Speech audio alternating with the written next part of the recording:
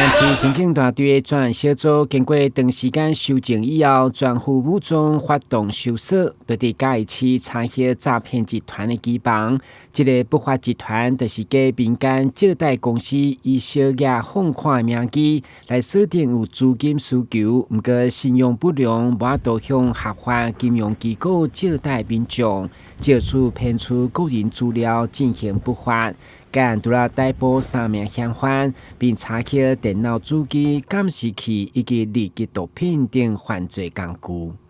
具。不法集团假借民间借贷公司名义，以小额放款为诱因，锁定资金恐急或信用不良、无法向正规金融机构借款的民众，借机大量收集并榨取个资后，利用交易所深设账号无需临柜验证的漏洞，大量注册人头账户，并提供诈欺集团将不法所得以虚拟货币洗钱。好在警方赶紧主动，也无恐惊更较侪民众受骗。台南市刑警大队呼吁民众借贷应该顺正规的管道，千万唔通透过来路不明的广告，以免个人资料被泄露。有任何疑虑，马上卡110，或者是165反诈骗专线。